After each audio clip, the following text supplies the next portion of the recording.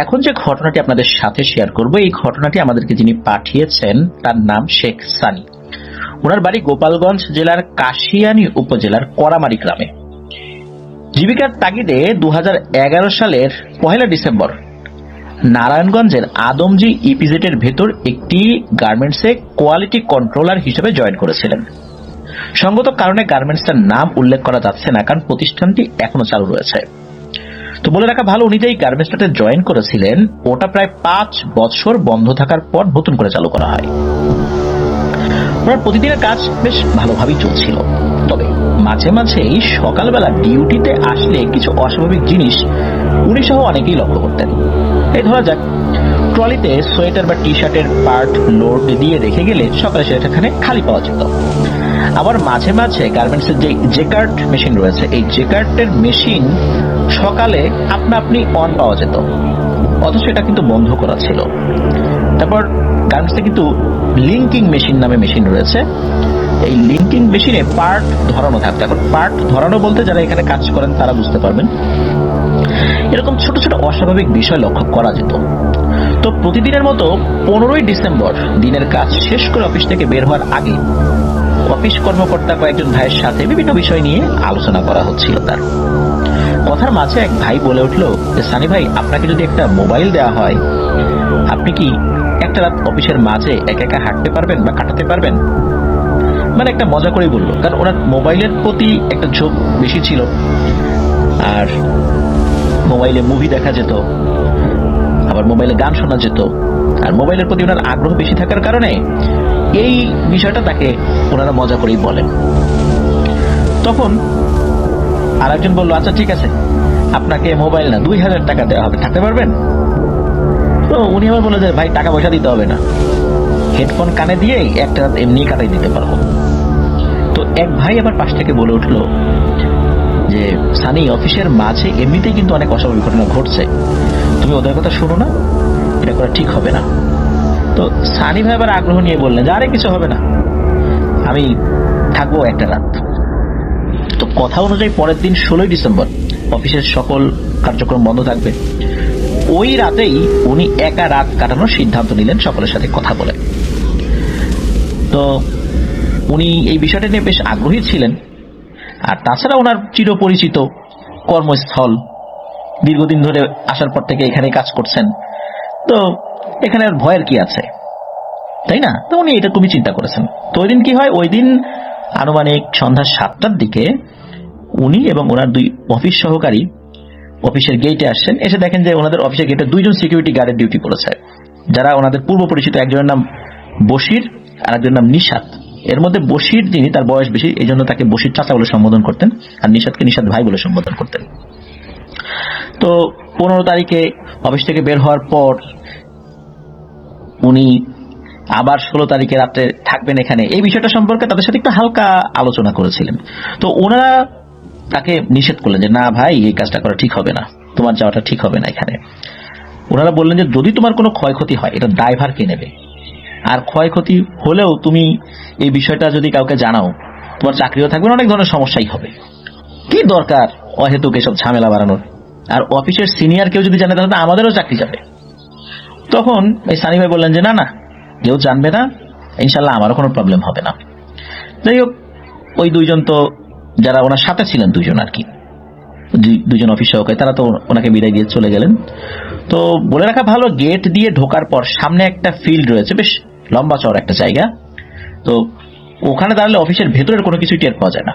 তো উনি যখন অফিসের মধ্যে ঢুকেছেন তখন ঘড়িতে উনি টাইম দেখেন রাত 8টা কি 8:15টার মতো বাজে। তো সারা রাত যেহেতু থাকবেন ওখানে, তাই বাসা থেকে ফোনে ফুল চার্জ করে নিয়ে এসেছিলেন, আর কয়েকটা মুভি ডাউনলোড দিয়ে নিয়ে এসেছিলেন। ওই সময় কিন্তু এরকম স্মার্টফোন এতটা অ্যাভেলেবল ছিল না, তবে যেই ফোনগুলো ছিল ওটাতে কিন্তু ওই মুভি দেখা যেত আর কি। তো উনি ভেবেছেন সারা রাতটা না ঘুমায় পার করবেন। তো ব্যাগের ভেতর রাতের বেলা যেই খাবারটা উনি খাবেন সেই খাবার নিয়ে আসেন, এবং হালকা কিছু নাস্তাও নিয়ে এসেছিলেন। তো অফিসের হালকা একটু বিবরণ দেওয়া জরুরি। ওই অফিসের নিচের ফ্লোরে প্রথম যেটা আর কি, প্রথম জেকার্ট, তারপর লিঙ্কিং শেষে ফিনিশিং সেকশন, তারপর দোতলায় উঠে বাম দিকে অফিসের মসজিদ, যেখানে সবাই নামাজ আদায় করে, আবার ডান দিকেও জেকার্ট। তো উনি থাকবেন ফিনিশিং সেকশনের ভেতরে। তো রাত 11টার দিকে উনি রাতের খাবার শেষ করেছেন, ফোনটা কানে দিয়ে গান শুনছেন। তো ঘড়ির দিকে তাকিয়ে একটা সময় দেখলেন যে রাত 12টার বেশি বেজে গেছে। তখন মানে 1 ঘন্টার বেশি সময় ধরে উনি গানটা শুনেছেন আর কি। তো সবকিছু ঠিকঠাক, সবকিছু স্বাভাবিকই মনে হচ্ছে, কোনো অস্বাভাবিকতা নাই। তো উনি চিন্তা করলেন যাই উপর দিকে একটু ঘুরে আসি। উনি সিঁড়ি বেয়ে উপরে উঠে ডান দিকে জেকার্টের ভেতর যখন যাবেন তখন হঠাৎ করে চোখ পড়ে বাম সাইডে মসজিদের দরজায়, মানে নামাজের জায়গা যেটা ওখানে ছিল ওই বিল্ডিং এ। তো উনি দেখলেন দরজাটা আপনা আপনি খুলে গেল। তখন ওনার শরীরে একটা হালকা ঝাঁকুনি অনুভব করলেন। উনি ভাবলেন মসজিদের দরজা তো এমনিতেও লক করা থাকে না, হয়তো বাতাসে খুলে গেছে। তো যাই হোক, উনি ওইদিকে দৃষ্টিপাত না করে জেকার্টের ভেতরে প্রবেশ করলেন। তো জেকার্ট মেশিন যেখানে থাকে ওখানে নাকি 24 ঘন্টায় এসি অন করা থাকে মেশিনগুলোকে ঠান্ডা রাখার জন্য। তো ওখানে ঢুকে কিছুক্ষণ এদিক সেদিক হাঁটাহাঁটি করলেন। তারপর অনুভব করলেন যে এখানে বেশ ঠান্ডা লাগছে ওনার। আর এমনিতে ডিসেম্বর মাস, ঠান্ডা তো ছিলই। তো উনি ভাবলেন যাক এবার বের হয়ে ফিনিশিং ফ্লোরে শুয়ে একটা মুভি দেখে আসি। তো উনি যখন সিঁড়ির কাছে আসলেন তখন উনি অনুভব করলেন ওনার কানে মসজিদের দিক থেকে ফিস ফিস করে কিছু একটা পড়ার আওয়াজ ভেসে আসছে। তো উনি সাথে সাথে মসজিদের দরজা এবং জানালা দিয়ে ভেতরে তাকিয়েছেন, কারণ ওইখানে তো উনি কাছেই ছিলেন আর কি, একদম কাছেই। উনি ওদিকে তাকিয়ে যেটা দেখেন সেটা দেখার জন্য উনি মোটেও প্রস্তুত ছিলেন না। হালকা ডিম লাইটের আলোতে উনি দেখতে পান যে কাতারে আনুমানিক 25 থেকে 30 জন দাঁড়িয়ে আছে, আর সামনে একজন দাঁড়িয়ে নামাজ পড়াচ্ছেন, মানে একজন ইমাম রয়েছেন যিনি সবার থেকে লম্বা। বাকি যারা আছেন সবাই আবার এক সাইজের আর কি, মানে একই উচ্চতার, সবার একই ড্রেস, মাথায় পাগড়ি, মুখে দাড়ি। পেছন থেকে দেখছিলেন তো ওরকমটা মনে হচ্ছিল আর কি, আর পাঞ্জাবি জুব্বা পরা।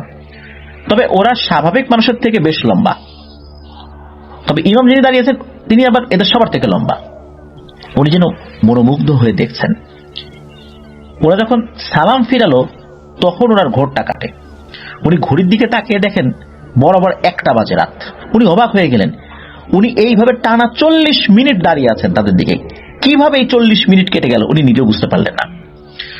উনি কি করলেন, ওখান থেকে খুব সতর্কতার সাথে নিচে নামার জন্য একটা সিঁড়িতে পা ফেলেছেন। তখনই ওনার জুতার একটা টাস করে শব্দ হয়, আর তখনই ওই মসজিদের ভেতরে থাকা অবয়বগুলো একসাথে ওই দিকটাতে ঘুরে তাকায়।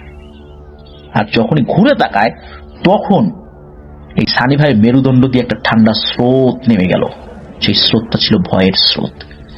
কেন? কারণটা হচ্ছে উনি দেখেন ওরা যখন ঘুরে তাকিয়েছে ওদের পা, মুখ এবং হাতের অংশে যেখানে কাপড় দ্বারা আবৃত করা না, ওখানে কিছুই বোঝা যায় না, শুধু একটা উজ্জ্বল আলোর মতো দেখা যায়, মানে একটা আলোর উপরে কাপড় পরানো হয়েছে, জুব্বা, পাগড়ি, এরকম কিছু। ওই আলোটা একটা মনুষ্য অবয়বের মতো, কিন্তু সেটা একটা আলো। তো উনি কোনোভাবে নিজেকে সামনে নিয়ে এই জেকার্টের ভেতর দিয়ে বের হওয়ার জন্য চেষ্টা করলেন। উনি ভাবলেন জেকার্টের ভেতর দিয়ে লিঙ্কিং পার হয়ে ফিনিশিং এ গিয়ে বসবেন। তো জেকার্টের ঢুকতেই উনি যেন বাকরুদ্ধ হয়ে গেলেন। দেখলেন জেকার্টের ভিতর কোনো আলো নেই, তবে প্রতিটা মেশিন অন হয়ে আছে। আর মেশিনে কাজ করার সময় এক ধরনের টুট টুট টুট শব্দ শোনা যায়, এটাও শোনা যাচ্ছে। একটা সিরিয়ালে আনুমানিক 50 থেকে 60টা মেশিন রয়েছে, এমন 15টা সিরিয়াল রয়েছে। আর জেকার্ট মেশিন কন্ট্রোল করার জন্য একটা ইলেকট্রিক ডিসপ্লে থাকে। কোনটার ডিসপ্লে 5 ইঞ্চি, কোনটা 6 ইঞ্চি, আবার কোনটার আরো বড় হয়ে থাকে। ওই ডিসপ্লে থেকে একটা সবুজ আলো আসে। ওই হালকা আলোতে উনি যেটা দেখেন সেটা আরো ভয়াবহ। উনি দেখলেন 5 থেকে 6টা মেশিন পর পর একটা মানুষের মতো অবয়ব দাঁড়িয়ে আছে এবং একে অপরের সাথে কি যেন বলা বলি করছে। এটা দেখার পর উনি যা দোয়া দুরুদ জানতেন সেটা পড়তে শুরু করেন। ওনার কণ্ঠটা যেন আস্তে আস্তে থেমে যাচ্ছে, কণ্ঠ দিয়ে আর কিছু বের হচ্ছে না, কাঠ হয়ে আসছে। জেকার্টের সবাই যেখান দিয়ে হাঁটাচলা করে উনি চোখ বন্ধ করে আল্লাহু আকবার বলে ওই দিক দিয়ে দৌড় দিয়েছেন লিঙ্কিং এর দিকে। তো লিঙ্কিং এ ঢুকতেই শুনলেন একসাথে শত শত মানুষ ফিসফিস করে কথা বলে, যেমনটা শব্দ ঠিক ওরকম শব্দ। সামনে তাকাতেই নিজের শরীরের শক্তিটা যেন চলে গেল ওনার। উনি দেখলেন প্রতিটা লিঙ্কিং মেশিনে ছেলে মেয়ে উভয় মানুষের অবয়ব স্পষ্ট বোঝা যাচ্ছে। ওনার বুঝতে বাকি রইল না উনি কত বড় বিপদে পড়েছেন। ভাবলেন যেভাবেই হোক ওই ফিনিশিং এর দরজার কাছে গিয়ে পেছনের গেটের সিকিউরিটিদেরকে উনি ডাক দেবেন। যেই না সামনের দিকে দৌড় দিয়েছেন, পাশেই একটা লোহার ট্রলিতে সজোরে ওনার পায়ের বৃদ্ধাঙ্গুলে আঘাত লাগে। উনি লক্ষ্য করলেন আঘাতের শব্দে সবাই একসাথে উঠে দাঁড়ালো। আরো লক্ষ্য করলেন উনি জোরে দৌড়ে যাচ্ছেন, আর ওনার পা ঠিক যেই জায়গায় পড়ছে ওখানে 4 থেকে 5 জন করে অবয়ব হুমড়ি খেয়ে পড়ছে ওই ফ্লোরের উপরে। মনে হচ্ছে ওখানে কোনো একটা খাবার আছে, সেটা খাবে, কিন্তু তার উপর আক্রমণ করছে না। যাই হোক, কোনোভাবে ফিনিশিং এ কাছে উনি চলে আসেন, যেখানে ওনার ব্যাগ আছে ওখানেও চলে আসেন, আর পায়ের নিচে পিচ্ছিল কোনো কিছুতে উনি পড়েও যান। পায়ের দিকে তাকাতেই উনি দেখেন ওনার পায়ের যে বৃদ্ধা আঙ্গুলটা ওটা খুব বাজেভাবে কেটে গেছে এবং ওই দিক দিয়ে খুব বেশি করে রক্ত বের হচ্ছে, পা সম্পূর্ণ রক্তে ভিজে আছে। উনি বুঝতে পারলেন যখন ট্রলিতে আঘাত লেগেছিল তার কারণে এটা হয়েছে, কেননা জুতা বলতে একটা স্যান্ডেলের মতো ছিল আর কি। জুতা পরলে তো আসলে সামনে এই বৃদ্ধাঙ্গুলিতে আঘাত লাগার কথা না, এটা স্যান্ডেল পরা ছিল মূলত, এই কারণেই ওই আঙ্গুলে আঘাত লাগার কারণে আঘাতটা গুরুতর হয়েছিল। আর উনি যখন যে দিক দিয়ে দৌড়ে এসেছেন ওদিকে তো রক্ত পড়েছে, আর ওইখানেই মূলত ওই মানে হুমড়ি খেয়ে পড়েছে। উনি এটাও দেখেন যে 5-6 জন আরেকটা দল সামনের দিকে এগিয়ে এসে এই রক্তের যে ছাপটা যেখানে আছে সেটা জিহবা দিয়ে চেটে চেটে একটা একটা করে শেষ করে আরো সামনের দিকে আসছে, মানে তার দিকে আসছে। আর এদের চেহারাটা তখন উনি দেখেন খুব বিদঘুটে এবং ভয়ঙ্কর, তবে চেহারার বিবরণ উনি আসলে ওইভাবে দিতে পারেন নাই, খুব বিদঘুটে ভয়ঙ্কর ওনার কাছে মনে হয়েছে। এরপর উনি সেন্সলেস হয়ে যান, ওখানেই ওনার জ্ঞান আসলে চলে যায়। ওনার যখন জ্ঞান ফেরে তখন উনি দেখেন যে এই ইপিজেড সরকারি হসপিটালে উনি আছেন, ওনার পরিবারের সবাই সেখানে দাঁড়িয়ে আছে। উনি জানতে পারেন যে 3 দিন পর নাকি তার জ্ঞান ফিরেছে। এই সিকিউরিটি যে বশির চাচা, তো উনি বলেন যে মারাত্মকভাবে পা জখম অবস্থায় ফিনিশিং ফ্লোরে তাকে পড়ে থাকতে দেখেছেন। এরপরে হসপিটালে তাকে নিয়ে আসা হয়। তারা 2 সপ্তাহ জ্বর ছিল। এরপর একজন হুজুরের কাছ থেকে উনি পানি পরা নেন, ঝাড়ফুঁক করান। আল্লাহর রহমতে উনি সুস্থ হয়ে গিয়েছিলেন, তবে ওখানে উনি আর চাকরিটা করেন নাই। তো এটাই ছিল ঘটনা।